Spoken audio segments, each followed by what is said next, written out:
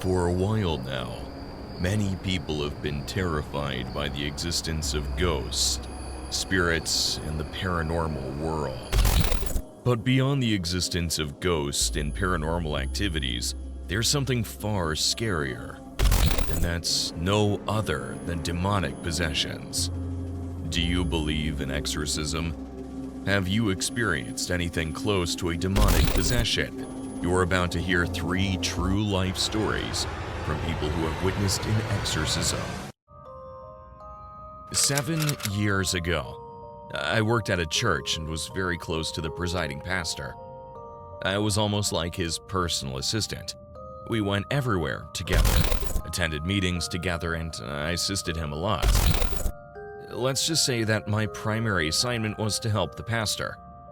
Within the 3 years I served the pastor and the church, I saw and experienced so many things that were beyond human comprehension. One of the things I witnessed was an exorcism, and I'm about to share everything in detail. For anonymity's sake, I'll be using fake names for this story. I remember this vividly. I was with Pastor Ken after a Sunday service when a couple came to us. They claimed they had just moved into our hometown, but they did not come to church that Sunday just for the sake of coming to church, but because they wanted to meet the pastor. From the look on their faces, Pastor Ken and I could tell that they were worried about something. Initially, when I saw them, I believed they were one of those couples who wanted to see the pastor because they were having issues in their marriage. Back then, this was actually one of the common reasons couples always asked to see Pastor Ken. But when the couple told us the actual reason they'd come to see him, I was shocked, and I couldn't even believe what I'd heard. According to the couple, they didn't just move into town. They also moved into a new house they'd recently purchased. The house was the couple's dream home, but days after they moved in, living there became a nightmare. The couple claimed they'd been experiencing strange phenomena in the house, like footsteps running around, heavy breathing, lights flickering on their own, and sometimes loud banging on the door. They wanted Pastor Ken to come and perform an exorcism. Though we had stories of haunted houses and a few other supernatural things, Pastor Ken had never performed an exorcism. He had prayed in many houses, but never an exorcism. After the couple left, Pastor Ken agreed that he would go to the couple's house to perform the ritual. Even though he was confident about it, it was still something we had never done before. A few days after we met a couple at the church, I called them to inform them that Pastor Ken and I would be coming to their house to perform the exorcism. I remember being so nervous when we arrived at the couple's house. It was a big house and it was pretty expensive, as they had claimed. When we entered the house, the couple pointed us to a small room upstairs. They claimed that the banging on the door always came from that room, and every time they heard footsteps running around the house, it was always around that room. Immediately after the couple told us that, Pastor Ken said that the room was possibly hosting the entity. For example, where it lived, so we would start the ritual there. As soon as we got close to the room, something extraordinary happened. The door opened on its own. I remember Pastor Ken looking at me in shock before he entered the room, but I didn't have the opportunity to go in with him because the moment Pastor Ken entered, the door shut on its own. And all my attempts to open it from the outside were futile. From outside the room, I could hear Pastor Ken praying and commanding the entity to leave the house. But then something happened. A few minutes after Pastor Ken entered the room, I heard a loud crash on the wall, and then the room door mysteriously opened on its own. Afraid that something had happened to Pastor Ken, I ran into the room to check on him. That was when I felt the heavy presence, which was a sign that whatever was haunting the house was still there.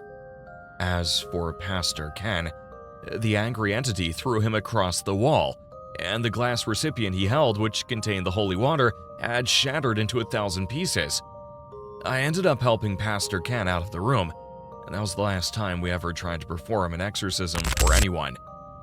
We had to abandon the ritual because Pastor Ken's back was badly injured from the crash.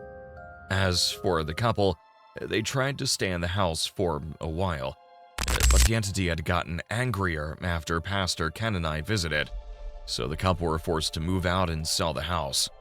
That was the first and only exorcism process I witnessed. I had been a priest for most of my life, and I've witnessed many things that are humanly impossible. When people say that the supernatural world or demons don't exist, I just look at them as ignorant people. One of the experiences I had that stuck with me for years now was an exorcism I was a part of in my early years as a priest.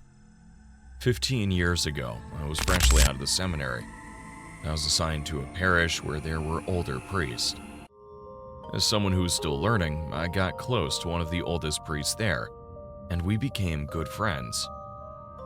As months passed, I became very familiar with the parish, its members, their families, and their children.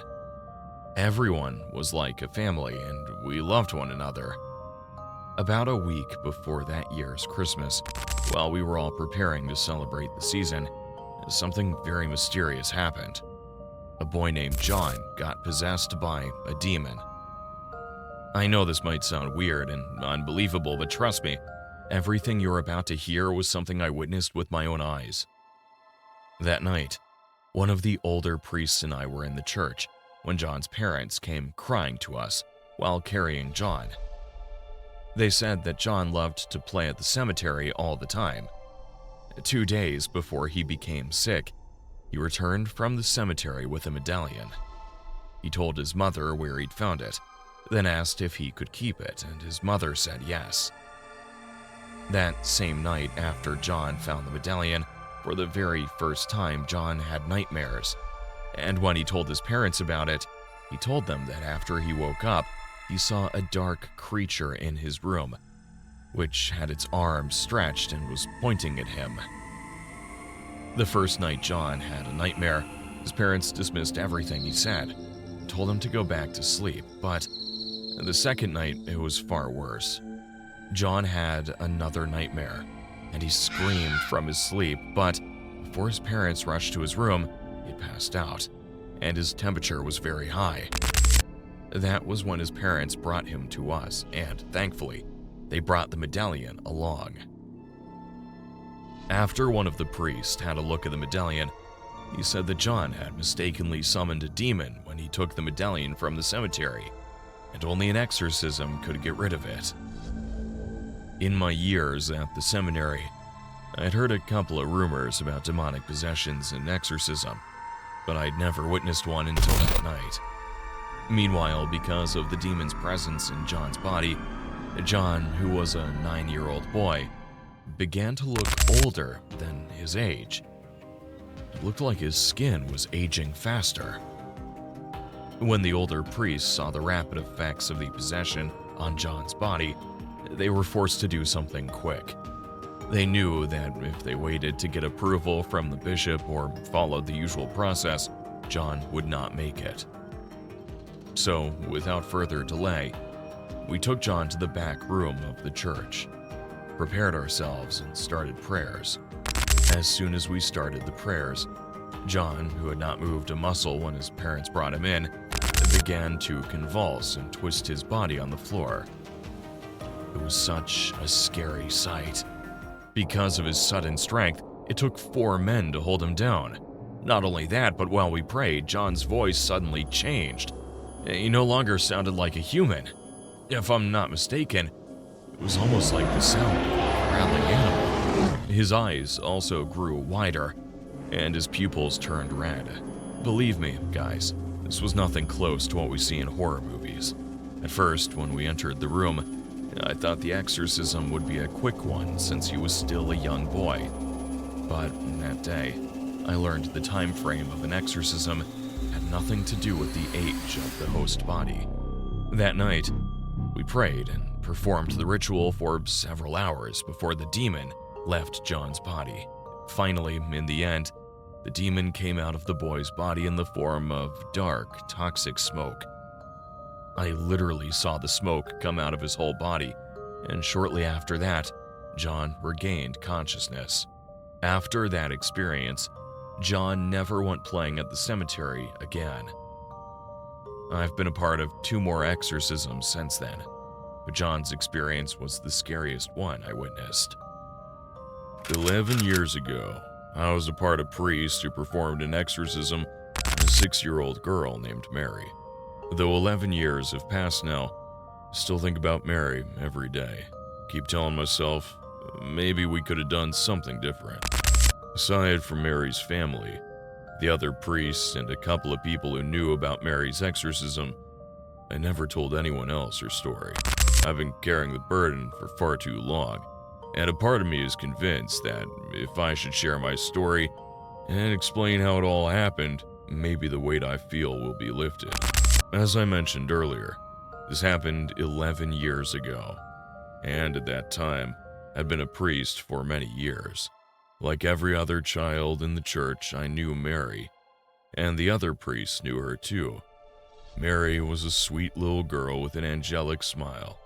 Every Sunday, Mary would come to church with her parents, and she never missed a service.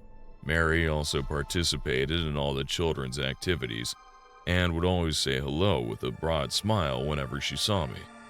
Last time I saw Mary in great shape was after a Sunday Mass.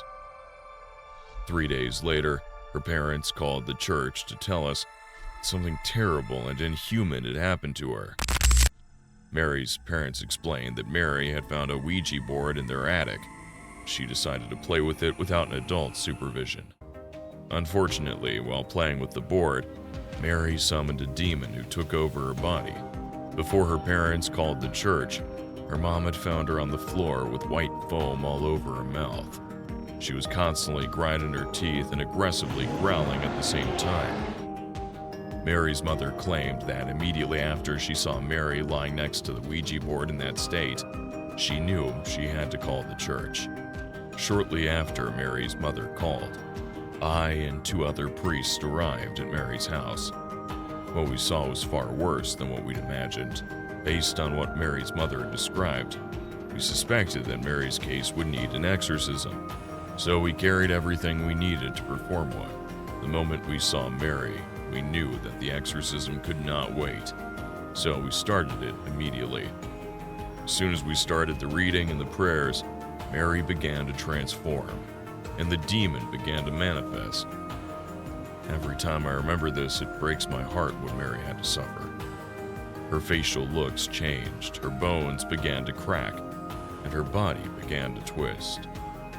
At first, we tried to tie her to a bed, but the demon was too strong, so we ended up tying her to a chair. Despite being tied to a chair, Mary still managed to break her wrists from the binds. When we saw that, we intensified the prayer and began to sprinkle more holy water on her, and that was when she started to scream and cuss in different languages. Mary's mother told us later that Mary had never learned any foreign languages. As for her face, I can't explain how, but the more we prayed, the more transformed into something more hideous. The next thing, Mary began to tell everyone in the room about our dead relatives that no one else knew about. She mentioned my grandmother, who died when I was 12. She said so many things that I had even forgotten. It was at that point we realized the kind of demon we were dealing with. We tried to continue the exorcism, but it was only worsening things for Mary, and she was harming herself more. I couldn't keep watching her suffer. Her parents were worried that she would die in the process. Out of compassion for the poor girl, I suggested that we let her rest for the night, and we would return the following day to continue. Already, her body was very weak, and everyone in the room could clearly see that. Sincerely, I wish I hadn't said that, because that night after we left her house, Mary disappeared.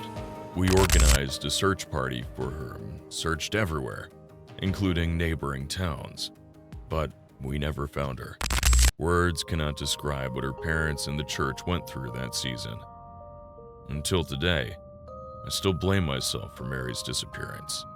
Maybe if I had insisted that we tried the exorcism a little longer, things wouldn't have ended tragically, and Mary would still be with her parents today.